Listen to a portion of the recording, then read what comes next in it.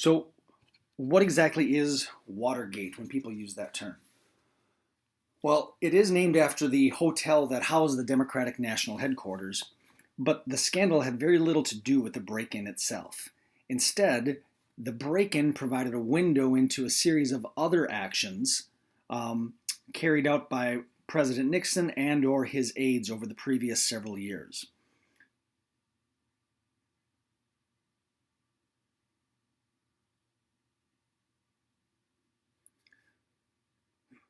So, what is Watergate? Well, it is named after the hotel that housed the Democratic National Headquarters, but the scandal had relatively little to do with the break in itself. Watergate is more about the attempts by President Nixon and his administration to cover up the break in, not necessarily that that single act implicated the president, but because going into the circumstances surrounding the break in would unearth a series of other illegal and unethical actions by the president and his aides, in which they used and abused the powers of the executive branch for their own political purposes rather than to faithfully execute the law as required by the United States Constitution.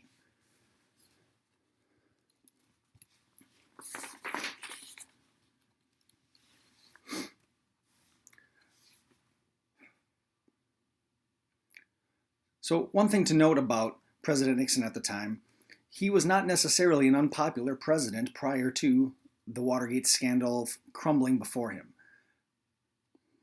One thing to note about President Nixon is he was a moderately popular president prior to the Watergate scandal ending his presidency. He had handily won his re-election over George McGovern in 1972, but at the same time, the United States was slightly still at war with itself over desegregation, over a faltering economy, and a deeply unpopular war. And the Watergate scandal ever deepened those wounds that had been carrying on since the 1960s.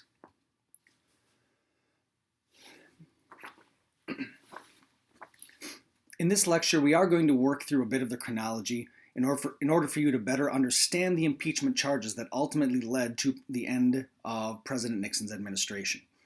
I might suggest that you pause the lecture here and open up the document with the official impeachment charges passed by the House Judiciary Committee in 1974 so that you can kind of take notes on what specific actions, what specific behaviors the articles of impeachment are referring to.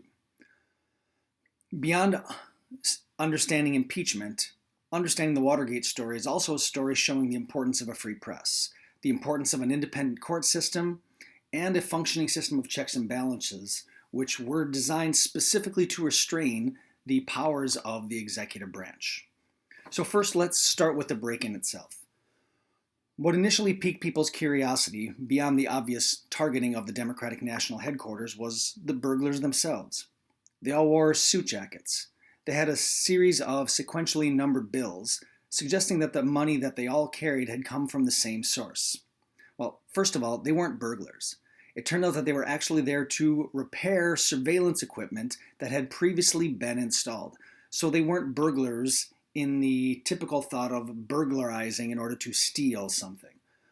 In fact, they were actually referred to as plumbers, because one of their tasks had been to find out if there were any leaks coming from inside of President Nixon's administration. Most significant was the background of the plumbers.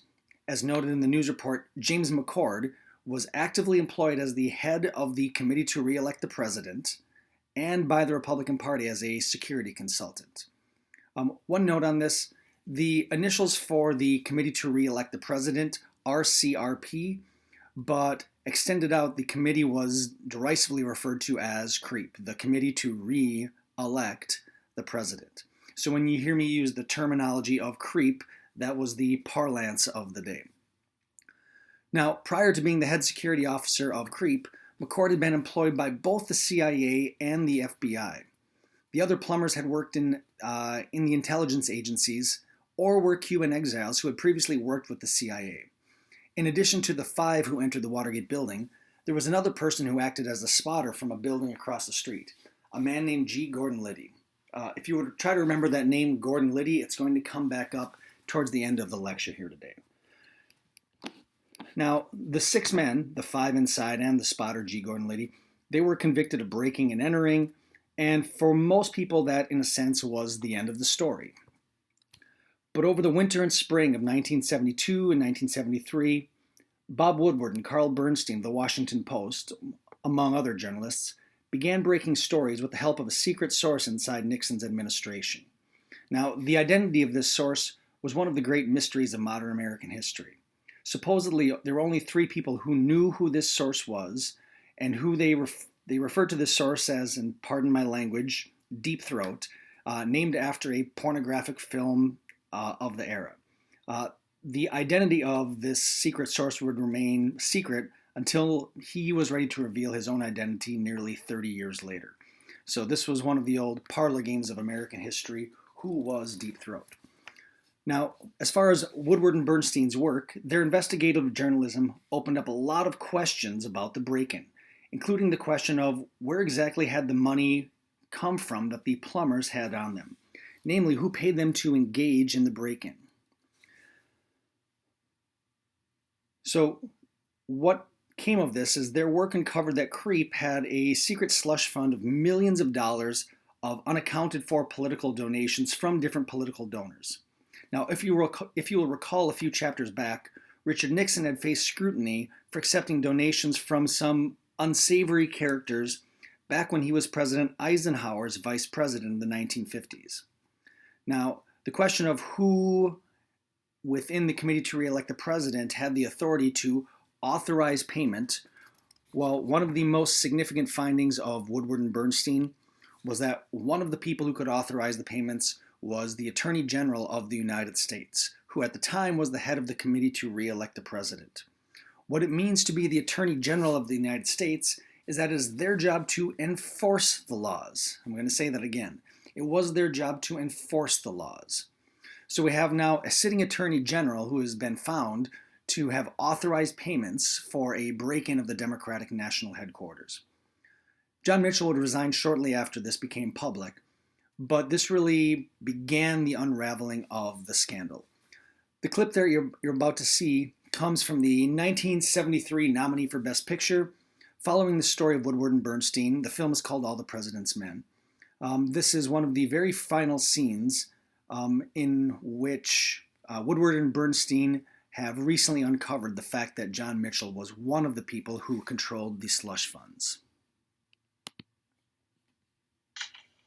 Why the hell didn't you tell me over the phone? Woodward says phones aren't safe. Can't trust him. Come on in. We can't come inside. Woodward says there's electronic surveillance.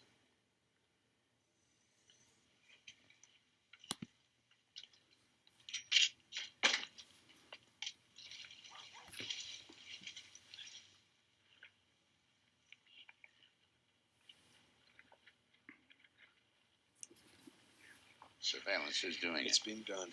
People's lives are in danger. Wait a Maybe minute. even ours. What happened to that justice source of yours? Well, I guess I made the instructions too complicated because he thought I said hang up when I just said hang on. Oh, Jesus. The story is right. Haldeman was the fifth name to control that fund, and Sloan would have told the grand jury. Sloan wanted to tell the grand jury Why didn't he? because nobody asked him. The cover-up had little to do with the break-in. It was to protect covert operations. The covert activities involving the entire U.S. intelligence community. Did Deep Throat say that people's lives are in danger? Yes. What else did he say? He said everyone is involved.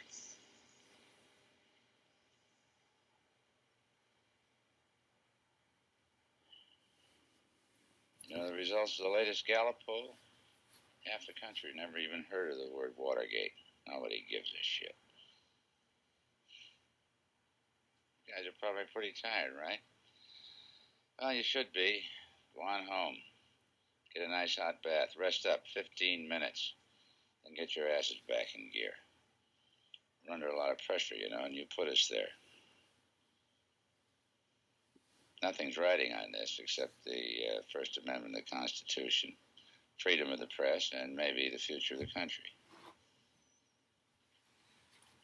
Not that any of that matters. But if you guys fuck up again, I'm going to get mad. Good night.